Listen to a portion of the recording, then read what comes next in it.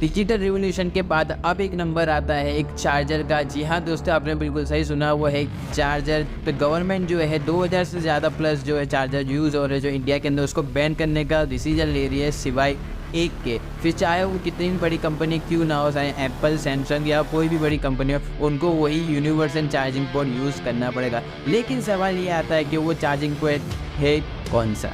तो hi guys, मेरा नाम है सरजीत शेख और आप देख रहे हो लॉर्ड ऑफ टेक।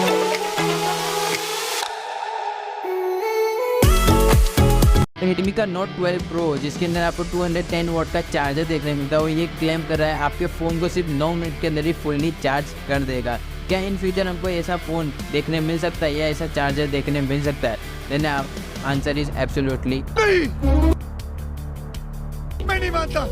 इंडिया के अंदर जो भी मोस्टली फ़ोन जो आते हैं वो USB टाइप C केबल ही यूज़ होते हैं। लेकिन इन सबसे पहले जान लेते हैं कि इंडिया ने ये टेलीफोन कंपनीज के बड़े बड़े स्कैमर से बचने के लिए कैसे ये रेवोल्यूशनरी डिसीजन लिया। अभी इसके अंदर ही एप्पल ने डिक्लेयर कर दिया कि अब जो आईफोन जो आने वाले हैं उनके साथ चार्जर आपको नहीं मिलेगा, क्योंकि अगर चार्जर प्रोवाइड करते हैं तो उसका जो पैकेजिंग है उसके अंदर काफ़ी इंक्रीज़ हो जाता है, जिससे एनवायरमेंटली डैमेज काफ़ी हो रहा था। और ये पॉइंट सुनते ही काफ़ी दूसरी कंपनी ने एप्पल को काफ़ी रोस्ट करना स्टार्ट कर दिया और टोंट मारते हुए ये कहा कि हम अभी भी आपको चार्जर प्रोवाइड करेंगे। लेकिन तो इन कंपनियों को ऐसा लगा कि एप्पल को रोस्ट करने से कि एप्पल का जो मार्केट है वो गिर जाएगा, उसके जितने भी कस्टमर्स हैं वो सारे टूट जाएंगे और उनका मार्केट वैल्यू भी गिर जाएगा। लेकिन ऐसा बिल्कुल भी नहीं हुआ, बल्कि उनका जो सेल्स रेवेन्यू और भी डबल हो गया। और साथ ही साथ एप्पल ने काफ़ी नए नए प्रोडक्ट भी लॉन्च किया, वो भी बिना चार्जर के साथ। जितनी भी टेक कंपनीज़ है वो उनके प्रोडक्ट के अंदर ऐसे छोटे छोटे चेंजेस करके अपने कस्टमर्स को है वो इंगेज रखती है अपने उनके प्रोडक्ट्स के अंदर, ताकि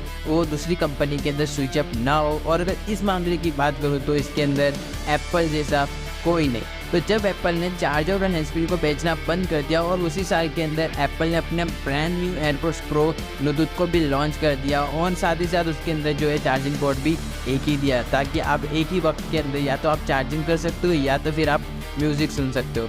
तो ब्रांड्स जो है वो ऐसा सिनेरियो क्रिएट कर देती है, ऐसी चीज़ क्रिएट कर देती है कि आपको ना चाहते भी उनकी जो प्रोडक्ट्स है परचेज करने पड़ेंगे। तो आ जाते फिर से हमारे टॉपिक के ऊपर जो है चार्जर के ऊपर। तो एक बंदा है जो कि नया फ़ोन ख़रीद रहा है और उसको ऐसा लगता है कि उससे बताओ उनको चार्जर ख़रीदने की ज़रूरत नहीं है, क्योंकि उसके पास ऑलरेडी पुराना चार्जर है। लेकिन ऐसा होता नहीं है, बिल्कुल भी उल्टा होता है। और थोड़े टाइम के बाद जो ओल्ड चार्जर है वो बिल्कुल ख़राब होने लगता है इंटरनली, और साथ ही साथ नए फ़ोन को भी डैमेज करता है उसके इंटरनली पर। तो अगर फॉर एग्जांपल मैं बताऊं, अगर आप 65,000 का फ़ोन खरीद रहे हो तो आप 2000 का चार्जर भी खरीद लोगे और 1800 का USB-C टाइप केबल भी खरीद लोगे, और GST VST लगाकर आपको कुछ फ़ोन जो है 70,000 का। मान लीजिए आपके पास एक एंड्रॉयड फ़ोन है, मैकबुक है और सोनी के बड्स है, तब आप क्या करोगे? तब आपको 3 अलग अलग चार्जर परचेज़ करने पड़ेंगे। लेकिन नए ये पॉलिसी के अंदर अब आपको सिर्फ एक ही चार्जिंग परचेस करना पड़ेगा, जो कि है USB टाइप C। और ऐसे ही एनवायरमेंटल चेंजेस को रेवोल्यूशनरी डिसीजन को लेते हुए मोदी जी ने एक नया प्रोग्राम भी लॉन्च किया था, जो कि लाइफ LIFE लाइफ के अंदर, और काफ़ी अलग अलग दूसरे कंट्रीज़ ने भी इसे बड़ा चढ़ा के प्रमोट किया गया है।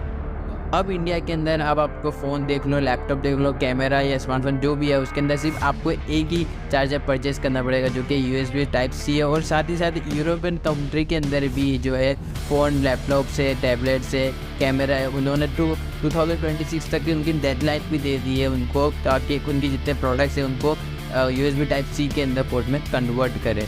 तो अब आपको समझ आ गया होगा कि सिर्फ नोट 12 प्रो जो है आपको 9 मिनट के अंदर ही फुल्ली चार्ज करके दे देगा आपके फ़ोन को, क्योंकि काफ़ी सारी ऐसी टेक्नोलॉजीज आ चुकी है। लेकिन इंडिया और यूरोप ने सिर्फ टाइप C को ही क्यों सिलेक्ट किया? तो इनका सिंपल सा आंसर है चाइनीज़ स्कैम्स। ये बात तो सभी को पता होगी कि इंडिया के अंदर 2020 में 200 से भी प्लस जो चाइनीज़ ऐप्स थे वो सबको बैन कर दिया था। उसी वक्त हमारी जो सेंट्रल एजेंसी ED, DRI और इनकम टैक्स जो है वो अदर चाइनीज़ कंपनी के ऊपर भी इन्वेस्टिगेशन करना शुरू कर दिया था।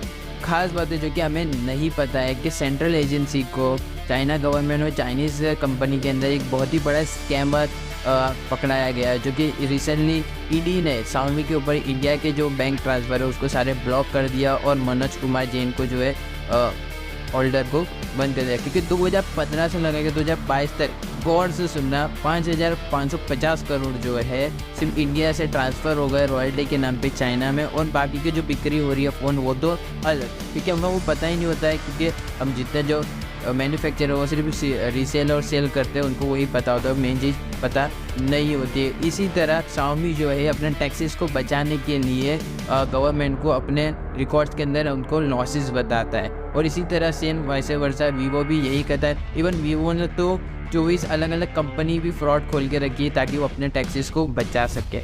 वीवो ने इन 4 सालों के अंदर इन 24 फ्रॉड कंपनी से 60,000 करोड़ इंडिया से चुरा कर चाइना ट्रांसफ़र कर दिया है। इवन चाइना ने तो अफ्रीका के साथ भी कुछ ऐसा ही किया हुआ है, टेक कंपनी कम स्पैम ज़्यादा। अफ्रीकन यूनियन हेडक्वार्टर इतना प्रीसियस और कॉन्फिडेंशियल इन्फॉर्मेशन जहाँ पे अंदर प्रोवाइड की जाती है, इवन चाइना ने उनके इनसाइड फुटेजेस और इन्फॉर्मेशन को भी लीक कर दिया। नेक्स्ट रिपोर्ट में तो ये भी बताया गया वहाँ पे एक बंदे को पकड़ा गया है जो कि अफ्रीकन यूनियन हेडक्वार्टर के जो बिल्डिंग का सर्वर जो है वो चाइना के सर्वर के साथ कनेक्ट कर रहा था। आप सबके दिमाग में एक सवाल आ रहा होगा कि आखिर चाइना ने ये सब किया कैसे।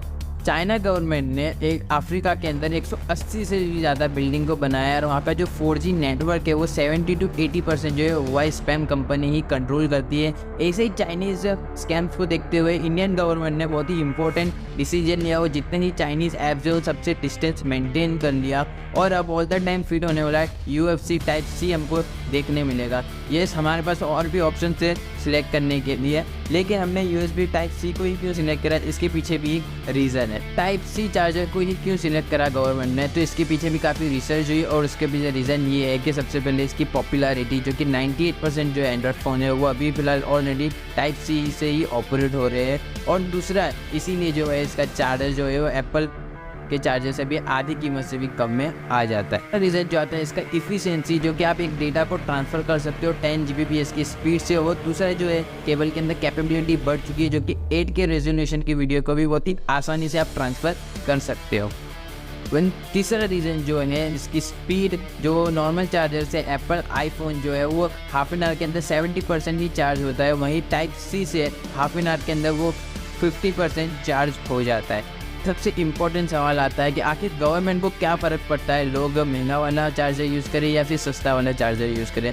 गाइस, रियली में बहुत फ़र्क पड़ता है, क्योंकि इंडिया जो है चाइना और अमेरिका के बाद सबसे बड़ी कंट्री बन चुकी है ई वेस्ट के अंदर, जो कि 5 मिलियन टन से भी ज़्यादा हम वेस्ट करते हैं, और अगर हम 1 साल के अंदर 1 मिलियन टन को भी हटाते हैं तो हमको 5 साल लग जाते हैं वो ई वेस्ट को हटाने के लिए, और वहीं पे हम 20 मिलियन टन ज़्यादा इंक्रीज़ भी कर रहे हैं। तो गवर्नमेंट ने ऐसा रिसाइकलिंग करा कि जो मेन जड़ है उसको ही हम हटा देते हैं। इवन अगर आपको 3 चार्जर खरीदने की ज़रूरत नहीं है, आपका एक ही चार्जर से काम सब कुछ हो जाएगा। और अब इंडिया में आने वाले जितने भी एंड्रॉइड और एप्पल के फ़ोन है वहाँ पर आपको Type-C टाइप चार्जर ही देखने मिलेगा। ये जो थी काफ़ी इन्फॉर्मेटिव थी। आखिर मेरा काम तो हो चुका है, मैंने तो आपको नॉलेज पहुंचा दिया और आपने भी नॉलेजेबल बन चुके हैं। तो अब आपका काम है कि कैसे आप ये वीडियो को ज़्यादा से ज़्यादा शेयर करें और लोगों को भी नॉलेजेबल बनाए। और ऐसे इन्फॉर्मेटिव टेक वीडियोज़ के लिए just click the subscribe button of lot of tech. Keep learning, stay safe and always learn something new.